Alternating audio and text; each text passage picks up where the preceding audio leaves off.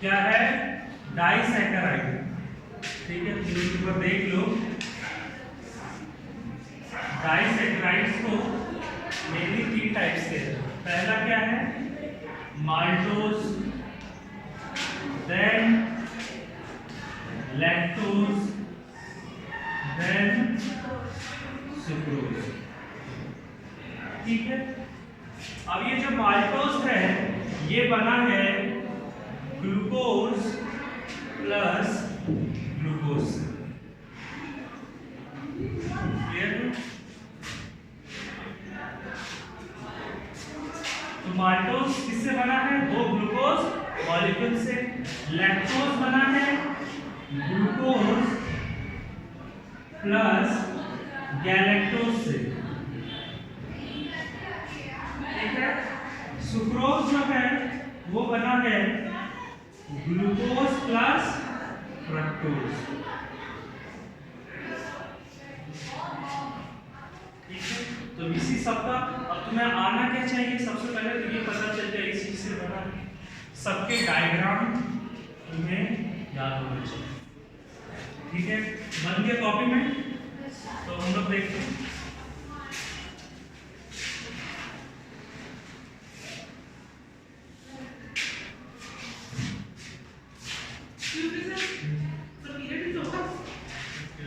I'm taking another one.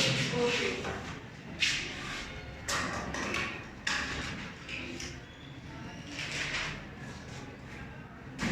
Maybe I'm coming. It's okay.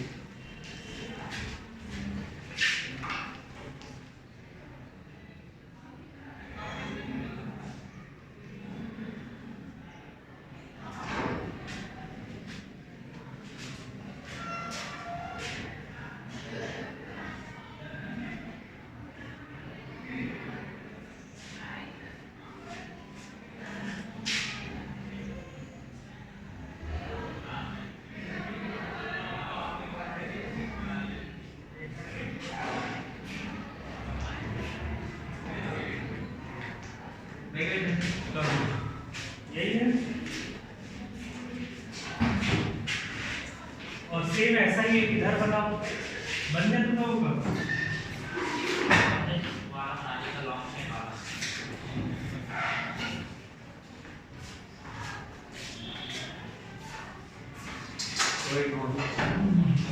आज तो उसको बना कर क्या बात है? सब एक साथ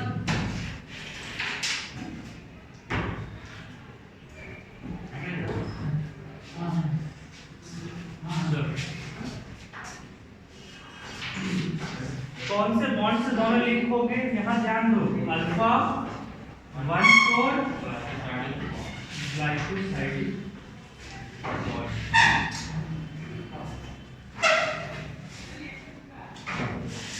देखो अल्फा और बीटा पहचानने का रीजन इधर देखो। अगर OH जो है ये नीचे के साइड है तो ये होता है क्या? Alpha glucose. क्या होता है? अल्फा। बेसिकली इस पोजीशन के लिए ही अल्फा रेफर किया गया है। अगर ये OH ऊपर कर दोगे तो ये हो जाएगा बीटा। ठीक है, सेम इसी तरह ये भी लागू होता है, इसलिए हमने लिया क्या है? अल्फा। अब देखो नंबरिंग करो कार्बन का।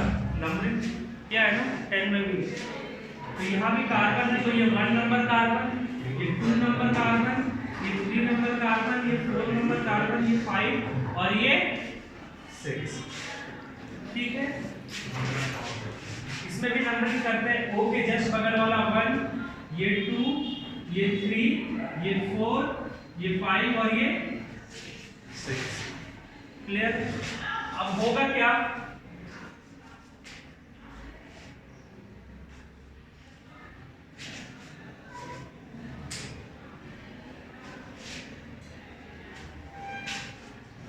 यहां पर क्या है? OH, यहां पर भी क्या है? OH।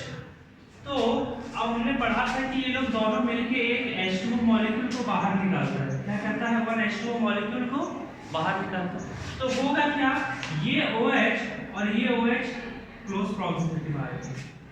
ठीक है, तो इसमें से क्या होगा? H2O रिलीज हो जाएगा। क्या रिलीज हो जाएगा? H2O। अब OH है, OH है, यानी अभी कितने हैं? 2 ऑक्सीजन है, 2 हाइड्रोजन है। उसमें से क्या 2 हाइड्रोजन और 1 ऑक्सीजन निकल गया, तो बचा क्या? 1 ऑक्सीजन। तो फिर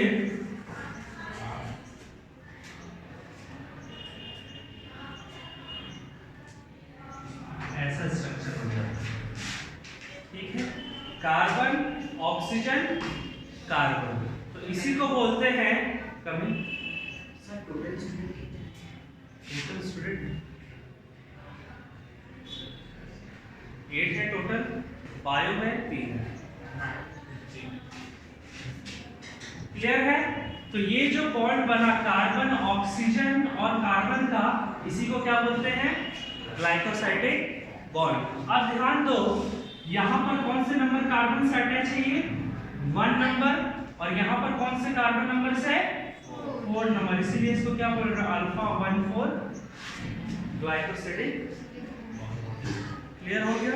what is the reason behind name of this bond? तो जल्दी से इसको बना लो और याद रखना, ये है किसका? अपना माल्टोज।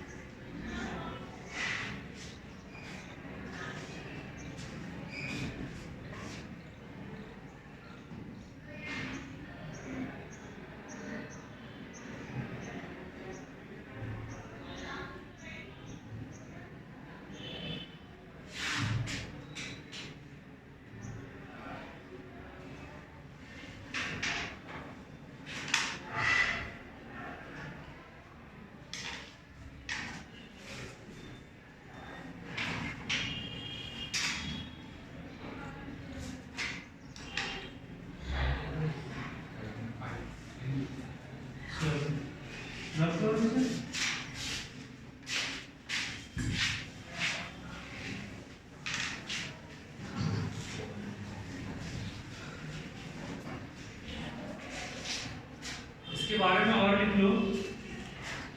अब देखो एक चीज है, इसमें लिख लो it is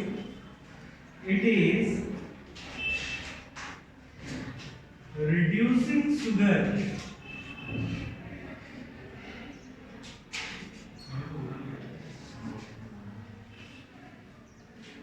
it is reducing sugar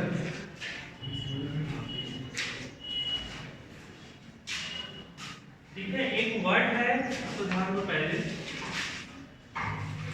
reducing और non reducing sugar। नाम सुना इससे पहले? चैप्टर पढ़ लिए थे? ये बहुत इंपॉर्टेंट है। रिड्यूसिंग शुगर का मतलब है किसी चीज का रिडक्शन का मतलब क्या होता है? ज्यादा। थोड़ा केमिस्ट्री में बात करो।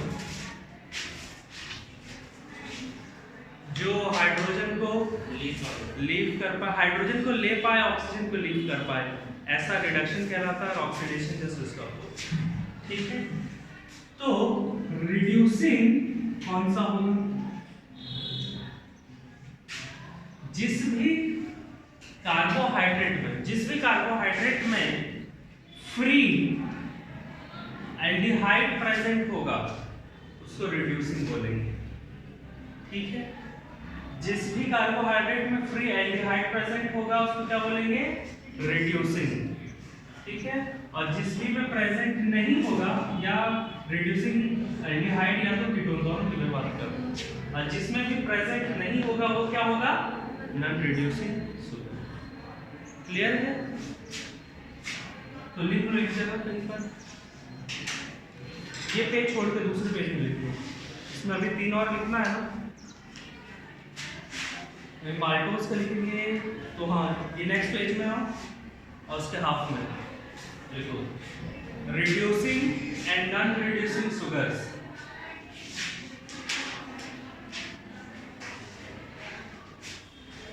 लिखो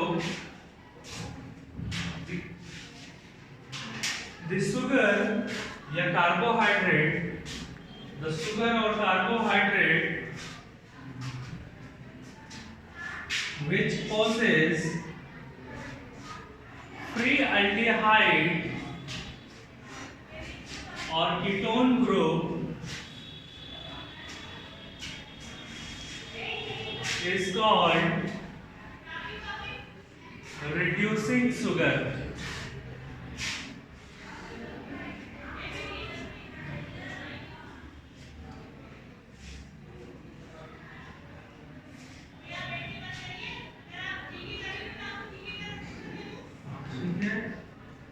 इसमें एक लाइन छोड़ के फिर नेक्स्ट लिखो नॉन रिड्यूसिंग शुगर।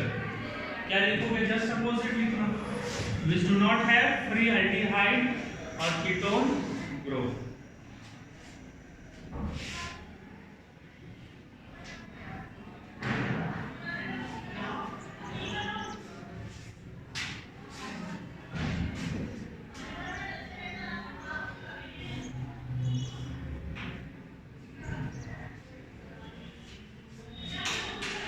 ठीक है ना, अब एग्जांपल लिख लो इसी में से। रिड्यूसिंग शुगर में से है माल्टोज कॉमा लैक्टोज और एटीसी। और नॉन रिड्यूसिंग शुगर का एग्जांपल है सुक्रोज। ये मीठी आई है।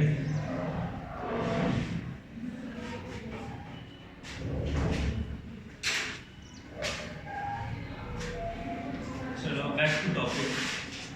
सर रिड्यूसिंग में कौन सी हाँ, रिड्यूसिंग में कौन सी शुगर है? रिड्यूसिंग में है माल्टोज और लैक्टोज। ठीक है, और नॉन रिड्यूसिंग में है सुक्रोज।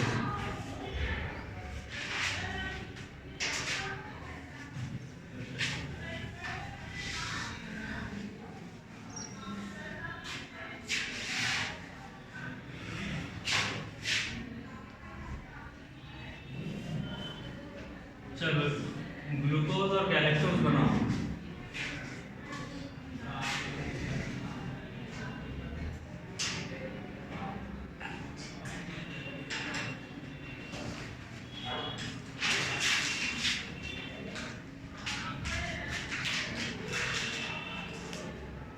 सबसे पहले तो ये चीज कॉमन है, ठीक है।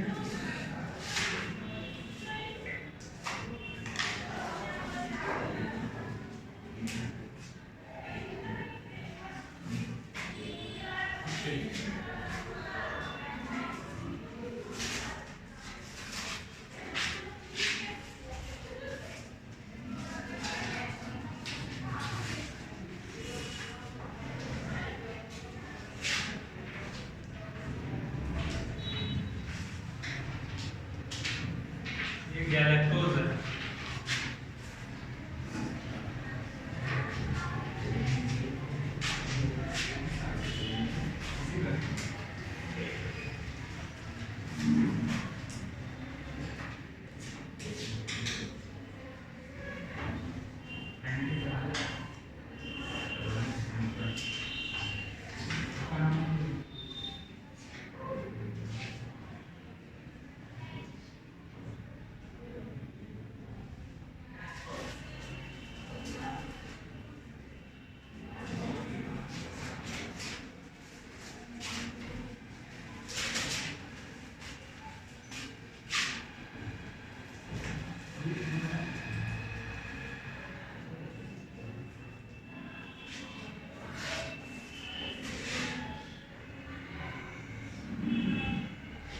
ये अपना ग्लूकोज है।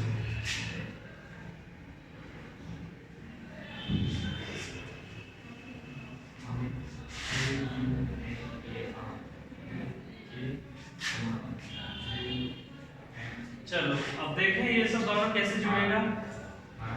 अब ये और ये जुड़ सकता है क्या? H और OH जुड़ सकता है? जुड़ जाएगा। अरे H और OH जुड़ेगा तो H2 को तो निकालना है, तो फिर बचेगा क्या? कुछ नहीं। तो कहाँ से बॉन्ड बनेगा? तो क्या OH और OH के बीच में इंटरेक्शन होगा, ठीक है। तो कैसा बनेगा? और निकला क्या? H2। तो जैसे ही ग्लूकोज प्लस गैलेक्टोज बना और H2O निकला तो क्या बन जाएगा? यहाँ पर क्या है 1 और इसमें क्या होगा 1 2 3 4। ठीक है, तो ऐसा जहां बनता है इसको ट्रांस बोलते हैं, तो अभी उसका जरूरत नहीं है। यहाँ पर भी लिख लो डायरेक्ट 1,4 ग्लाइकोसिडिक लिंकेज।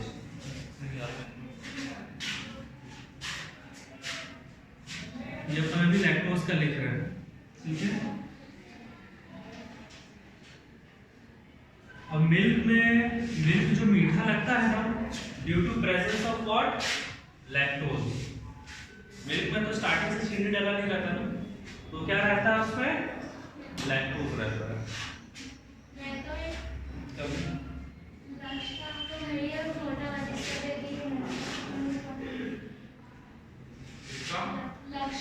आशीष क्लास ले रहा हूँ ना। हाँ सर लक्ष्य इस क्लास में नहीं है। लक्ष्य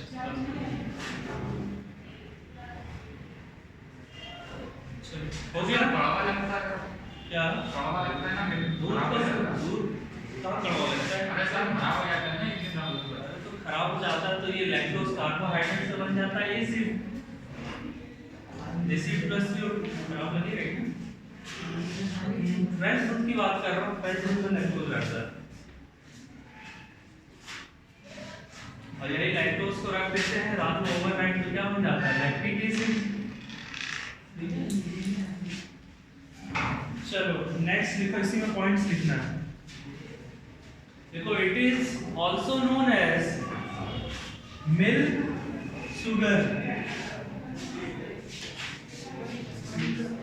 also known as milk sugar।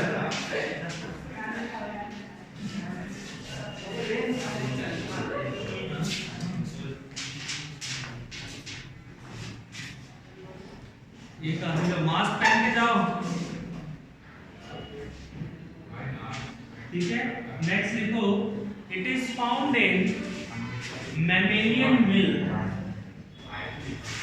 It is found in mammalian milk।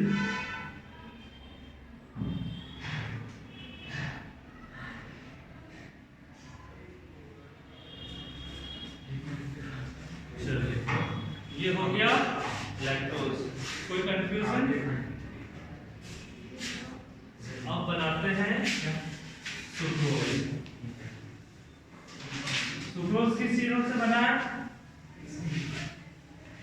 हाँ ग्लूकोज और फ्रक्टोज, तो बनाओ ग्लूकोज।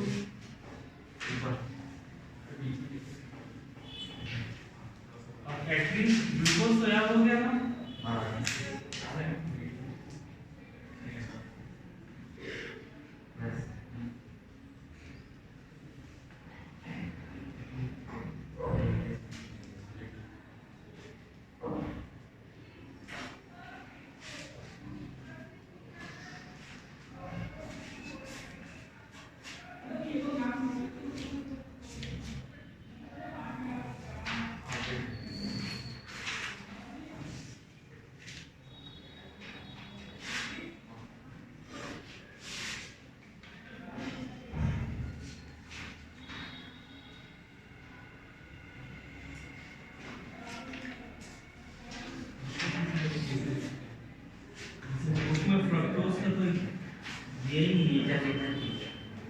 अब एक चीज याद रखना, सबका जो मॉलिक्यूलर फार्मूला है ना वो सेम है, C6H12 सबका सेम है। ये चाहे ग्लूकोज आओ, गैलेक्टोज आओगे, फ्रक्टोज आओगे, सब में ये चीज फाउंड मिलेगा। तो और डिफरेंस क्या है इन देयर स्ट्रक्चर। तो ऐसे मॉलिक्यूल्स को क्या बोलते हैं? दिस इफेक्ट को क्या बोलते हैं? जहां पर मॉलिक्यूलर फार्मूला सेम होता है और स्ट्रक्चर डिफरेंट होता है, क्या बोलते हैं? ये एक दूसरे के क्या हैं बताओ? when molecular formula are same and structure are different,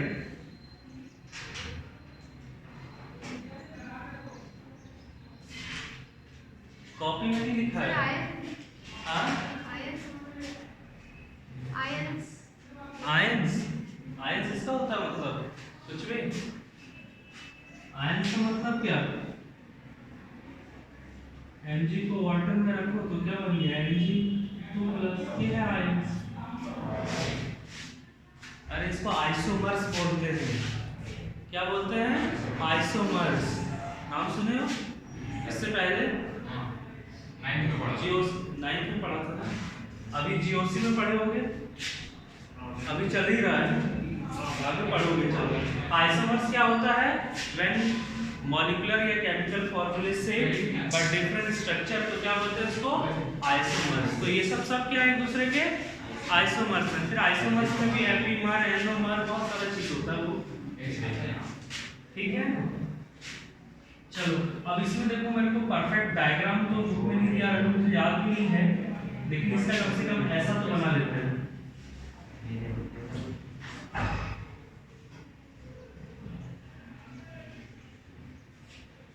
1 2 3 4 ऐसा रिंग होता है।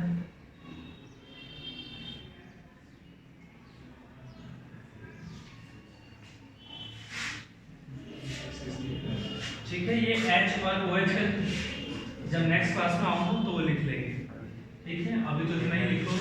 ये है क्या? ग्लूकोज प्लस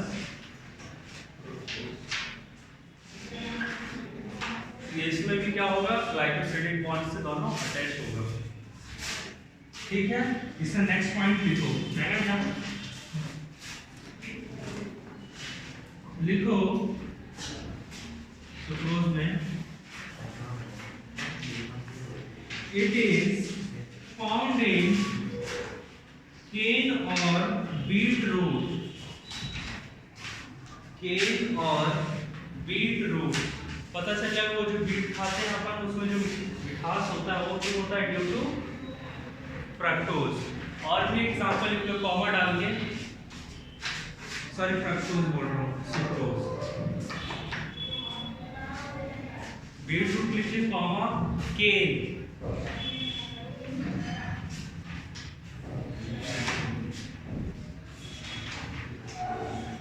ठीक है।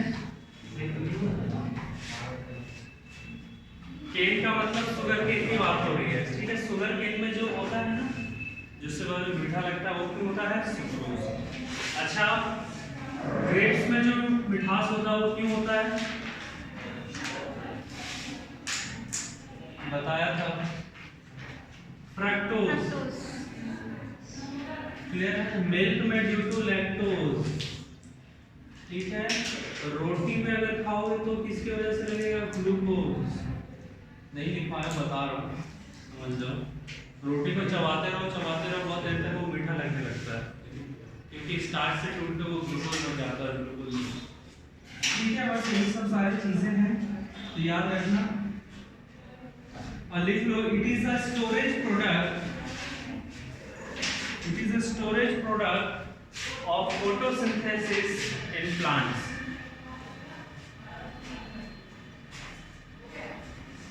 ट्राइसैकराइड का इसमें एग्जांपल दिया है, रेफिनोज, जेनेटिनोज, जिसका आगे कहीं पर यूज नहीं है, इस बुक के साथ वो लोग यहीं पर खत्म हो जाएगा।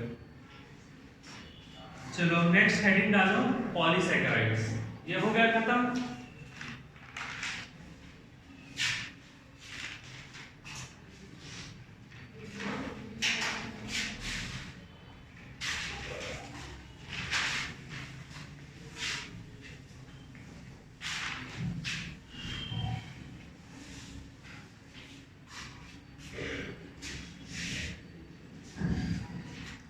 चलो लिखो पॉलीसैकराइड्स के बारे में थोड़ा, उसके बाद स्टार्ट करेंगे।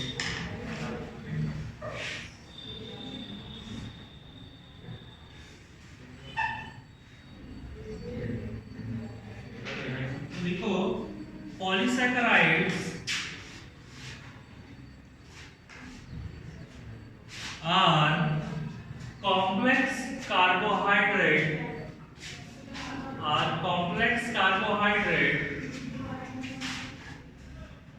which is made up of several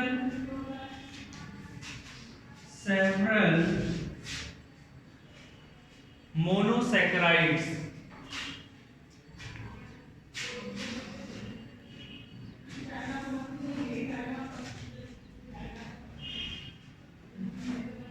through कौन से बॉन्ड से ये सारे मोनोसेक्राइड जुड़ेंगे? अभी तो एक ही बॉन्ड का नाम लिया अभी तक, ग्लाइकोसिडिक बॉन्ड। लिखो और दिमाग खोल के पढ़ो। Through glycosidic bond.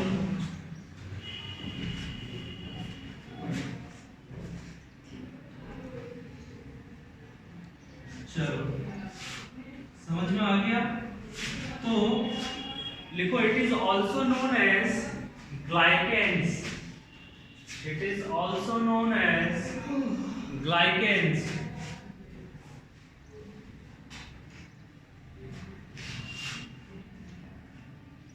एक इसमें काफी अच्छा फॉर्मूला दिया हुआ है।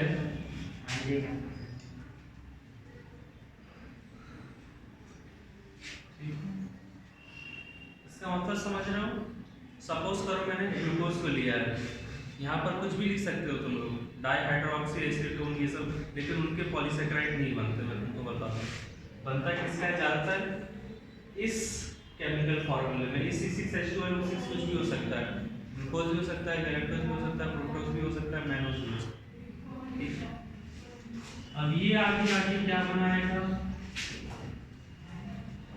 NC6, ठीक है, H तो निकल जाएगा तो बचेगा 10O5 प्लस H2।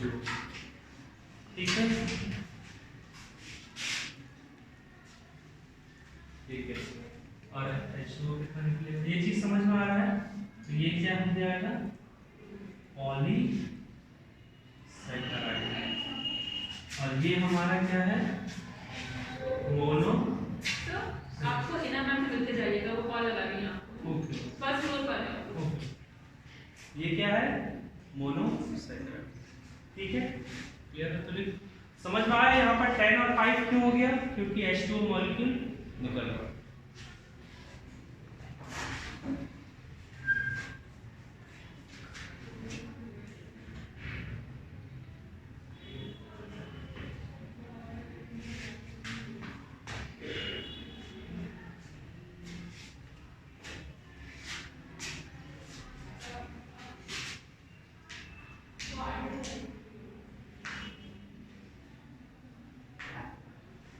चलो लिखो प्रॉपर्टीज ऑफ पॉलीसेकेराइड्स।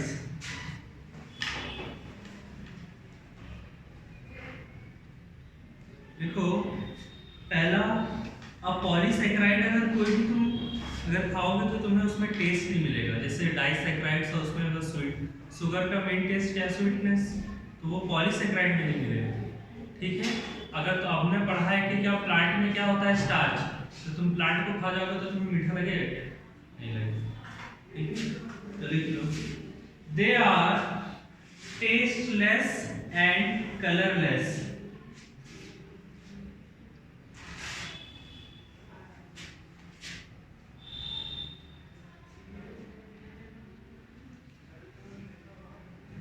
ठीक है, अब देखो, अब इसका मॉलिक्यूलर वेट ज्यादा होगा कि कम होगा? मॉलिक्यूलर वेट का मतलब पता है ना? नहीं पता? मोल्स पढ़ लिए? मोल पढ़ा तुम लोगों ने first chapter of 11, some basic parts of chemistry. नहीं पढ़ा है? तुम लोगों ने नहीं पढ़ा, सर ने तो क्लास लिया नहीं। क्यों नहीं पढ़ा? अब कब पढ़ोगे? मॉलिक्यूलर वेट नहीं पता है तुम लोगों को? पता है क्या है मॉलिक्यूलर वेट? सर कार्बन का होता है 12, हाइड्रोजन का 1। मॉलिक्यूलर वेट कार्बन का होता है। किसी भी कंपाउंड का जो वेट होता है उसको मॉलिक्यूलर वेट बोलते हैं।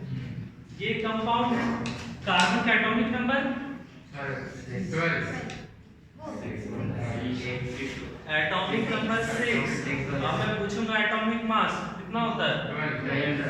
तो चलो इसके निकालते हैं। तो 6 × 12, ये कार्बन का कितना है? 12 ये 6 का 6 × 12 प्लस हाइड्रोजन का कितना होता है molecular weight, atomic weight?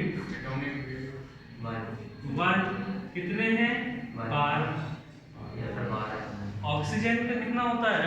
8 atomic weight 16 होता है इंटू 6 करो, ऐड करो 66 या 96 होगा क्या? तो 6 7 8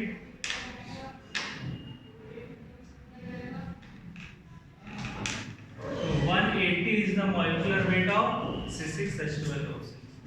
समझ में आ रहा है? अब यहाँ पर मान के चलो कम से कम मैंने बताया था 25 हो सकते हैं, तो 10 से भी स्टार्ट हो जाता है बहुत जगह, तो मान के चलो 25 हो गया, 25 C6H12O6 मॉलिक्यूल जुड़ा हुआ तब जाके बना रहा है एक पॉलीसेकेराइड। तो अब इसका मॉलिक्यूलर वेट क्या हो जाएगा? 25 into 180, तो जो किसके बराबर हो जाएगा? मान के चलो उसको अगर 200 ले लेंगे तो समथिंग मतलब कि लेस देन 50,000, मतलब करीबन 50,000 के लगभग मान के चलो हो जाएगा। तो ये क्या मॉलिक्यूलर वेट ज़्यादा हुआ ना, तो पॉलीसेकेराइड में इतनी नहीं। तो लिखो the weight of polysaccharides are very high. Weight का मतलब मॉलिक्यूलर वेट की बात हो रहा है, ठीक है? इसका मतलब ये नहीं है कि तुम ले आओगे कहीं से पॉलीसेकेराइड, सर बोलोगे सर ये तो भारी नहीं है, 1-2 किलो का नहीं है, यह मॉलिक्यूलर वेट की बात हो रही है।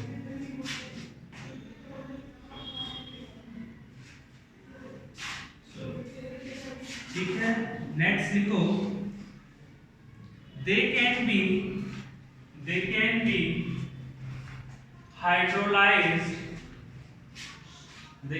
hydrolyzed to form monosaccharide.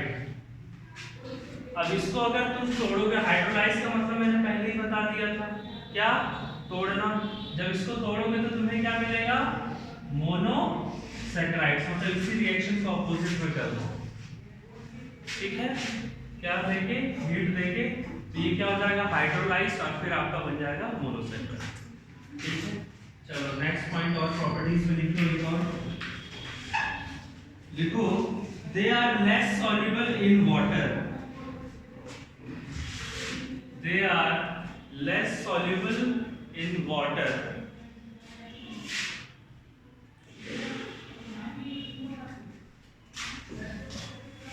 ये हो गया प्रॉपर्टीज खत्म। अब देखते हैं क्लासिफिकेशन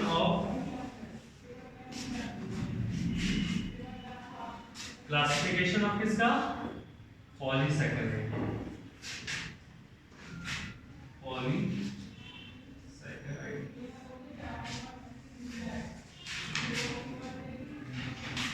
पॉलीसेकेराइड को 2 ग्रुप में बांट दिया गया है।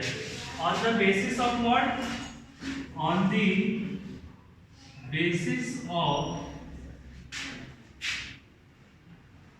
द बेसिस ऑफ सेम और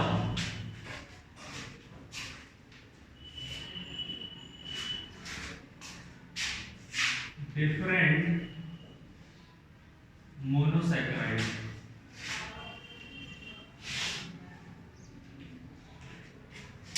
ठीक है, अगर किसी पॉलीसेकेराइड में सेम टाइप का मोनोसेकेराइड प्रेजेंट है तो उसको बोलेंगे होमो पॉलीसेकेराइड। क्लियर है ये बात? ठीक है, अगर किसी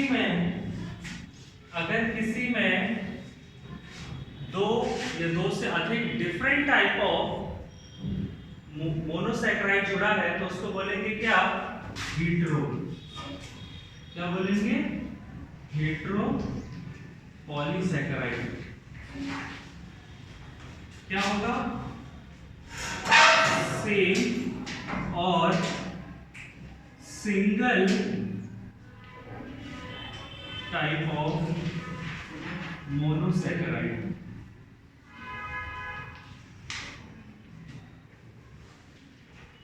प्रेजेंट, तो वो क्या बन जाएगा?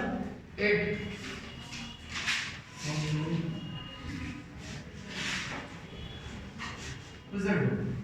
अभिषेक and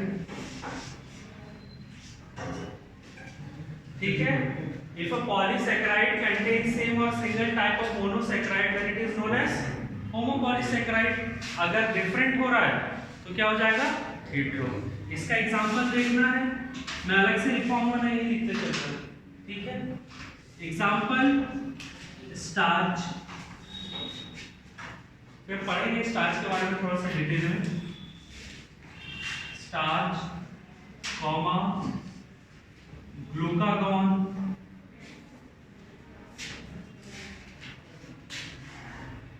ग्लूकागॉन सॉरी ग्लाइकोजन, ये तो हार्मोन का नाम है, ग्लाइकोजन, इन्यूलिन,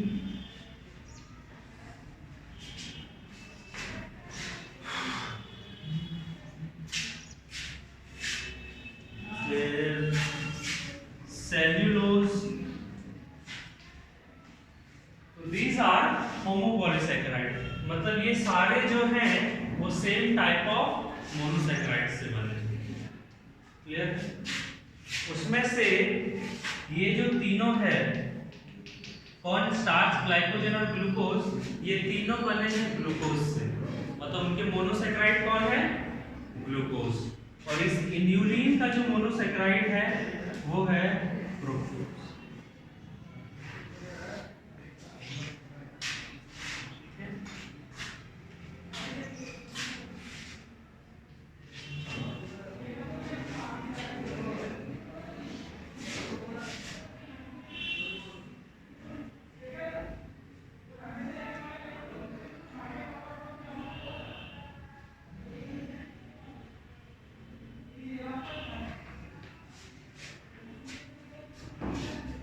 अब हेटेरोपॉलीसैकेराइड कौन है? ये है काइटिन। कहाँ है काइटिन का नाम सुना था?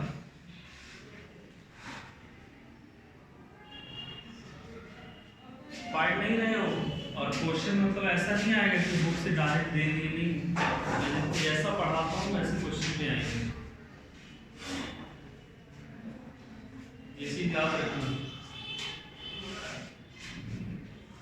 मेरे पास कॉपी पेस्ट वाला काम ही नहीं है, वो जैसा मैं पढ़ाता हूँ मुझे वैसा याद आता है, मैं वैसे ही करता हूँ। मेरे को कहीं से क्वेश्चन उठाने की भी जरूरत नहीं पड़ती है, मुझे ये पता रहता है कि मैंने ऐसा पढ़ाया तो वहाँ से स्टूडेंट को आंसर देना पड़ेगा।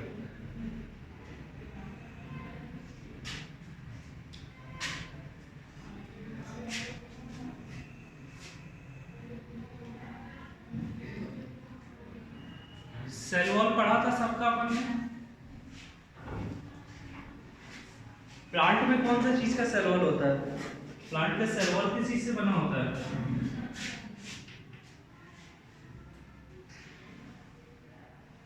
सेल्यूलोज। बैक्टीरिया में सेल वॉल किस चीज का बना होता है? बैक्टीरियोग्लाइकेन। सब याद करना पड़ेगा। फंजाई का किस चीज का बना होता है? काइटिन। ठीक है, पढ़ो, ठीक है। Chitin, pectin. Sir, call your student 9 o'clock tomorrow for practical. Yes. At 9 o'clock. है ना? 200 वाले bio. Yes. They'll come at by 9 o'clock. जो यूजुअल टाइमिंग है, तुम लोग 9 बजे आते हो, उससे पहले प्रेजेंट हो जाना, ठीक है। और पढ़ के आना, वाइवा में कुछ भी नहीं होगा कि जितना आंसर दोगे उसके हिसाब से मार्क्स मिलेंगे, ठीक है। काइटिन और pectin, these are the example of heteropolysaccharides। तो लिख लो। और एक चाहोगे तो लिखना अगर का लिख लो, अगर अगर अगर इसका नाम।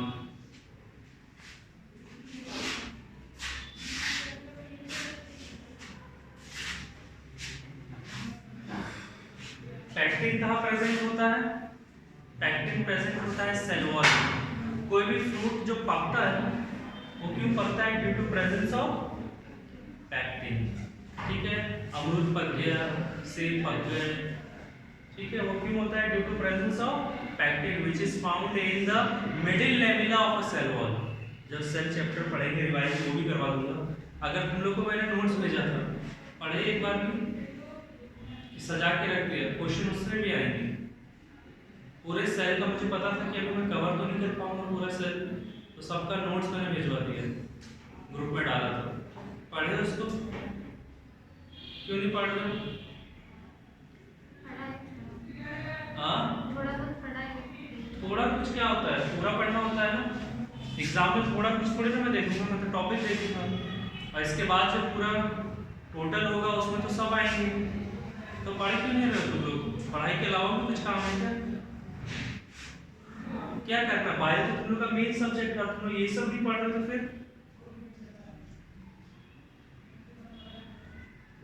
क्या करना है? 4 घंटे तो क्लास स्कूल आना है, ऐसा तो थोड़ी ना दिन भर आके बैठाना है। उसमें भी सिर्फ क्लास करो, दिन भर अपने घर में रहो। दिन भर कोई अगर 3 घंटे भी पढ़ ले तो काफी है। 11-12 में 3 घंटे पढ़ने, कम से कम 6 घंटे सबको पढ़ना चाहिए। ऐसे काम नहीं चलेगा, ऐसे कुछ भी हासिल नहीं होगा। ना तो बायो साथ आएगा ना कुछ आएगा। और बायो ऐसा चीज है, हर चीज को समझ के दिमाग में स्टोर करने का, हर दिन रिवीजन चाहिए इसमें। ऐसा नहीं एक बार आज पढ़ लिए कि होमोपॉलीसैकेराइड होता है तो कल फिर वो तुम्हारे साथ होगा, नहीं।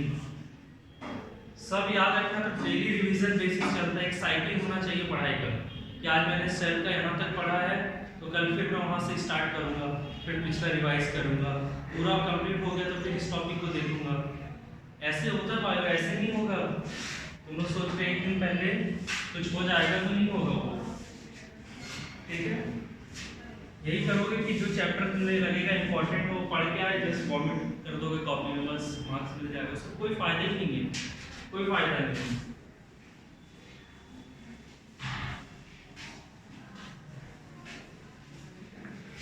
अच्छे से डिटेल में पढ़ाई हो रहा है, उसको अच्छे से यूटिलाइज करो।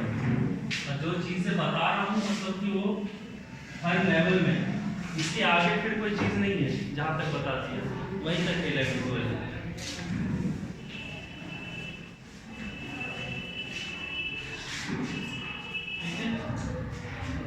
ऐसा नहीं पढ़ाया जा रहा है कि चलो एमपी बोर्ड है तो कंट्रोल सिलेबस नहीं, प्रॉपर जो एक 11-12 में लोगों को जानना चाहिए सारी चीजें बता रहा हूँ, ठीक है।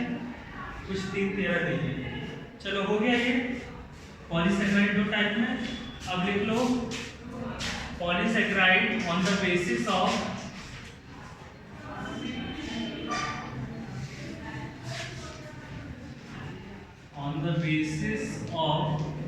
food storage, on the basis of food storage means on the basis of function, sorry, on the basis of function की पॉलीसैकेराइड का कहाँ फंक्शन है उस बेसिस में सबसे पहला बांटा गया है फूड स्टोरेज में। पॉलीसैकेराइड को सेल्स या जो हमारी लिविंग ऑर्गेनिज्म की बॉडी होती है वो एज अ फूड को स्टोर करके रखती है।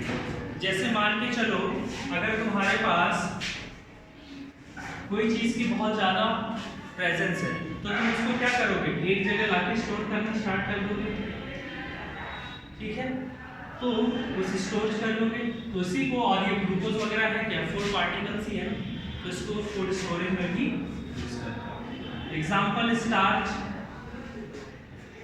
अब देखो प्लांट फोटोसिंथेसिस हर टाइम कर रहा है, ग्लूकोज भी बढ़ रहा है, जरूरी नहीं है वो जितना ग्लूकोज बनाए सब उसको उसी टाइम खा जाएगा या यूज कर लेगा, तो वो क्या करता है ग्लूकोज को स्टोर करके रखता है, ठीक है।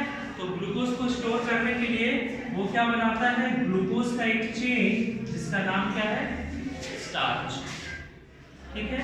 तो स्टार्च क्या है, it is a polysaccharide made up of glucose molecule which is stored as a food, ठीक है। तो प्लांट्स जो है वो ग्लूकोज को स्टोर करके रखता है in the form of starch. अभी देखेंगे फर्क क्या है। और हम लोग भी ऐसा नहीं है कि जितना हमें मिला सब खा के बराबर हो गए, हम लोग भी बचा के रखते हैं, ठीक है। ग्लूकोज को ही बचा के रखते हैं in the form of glycogen. समझ में आ रहा है? चलो देख लो फूड स्टोरेज में कौन कौन है, स्टार्च और ग्लाइकोजन है और एक इन्यूलिन है। इसमें सेल्यूलोज मत लिख देना। दूसरा फंक्शन है इसका स्ट्रक्चरल। पॉलीसेकेराइड जो है फूड स्टोरेज तो है ही, उसके साथ साथ ये लिविंग ऑर्गेनिज्म को स्ट्रक्चर भी प्रोवाइड करता है, जैसे कि सेल्यूलोज। सेल्यूलोज क्या है? एक पॉलीसेकेराइड है जिसका काम क्या है? ये कहाँ प्रेजेंट होता है? सेल वॉल में प्रेजेंट होता है। तो सेल वॉल को क्या प्रोवाइड कर रहा है? स्ट्रक्चर। तो इसका फंक्शन कहाँ पर है सेल्यूलोज का? कि ये स्ट्रक्चर प्रोवाइड करने में हेल्प करता है। दूसरा पैक्टिन, ये भी क्या है? एक स्ट्रक्चरल पॉलीसेकेराइड है। और काइटिन,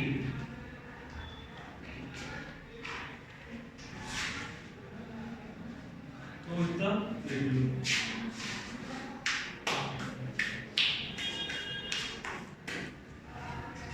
अब हेडिंग डालो इंपॉर्टेंट पॉलीसेकेराइड्स। तो ये हो गया पॉलीसेकेराइड तुम लोग का खत्म।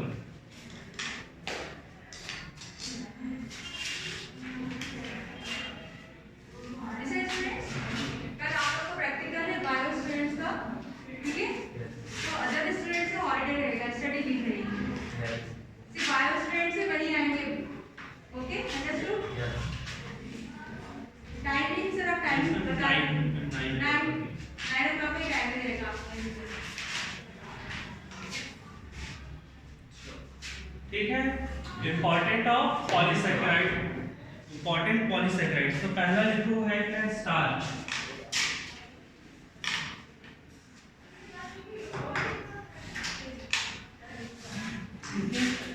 अब चलो इतना ही रहने देते हैं, फिर आगे करेंगे।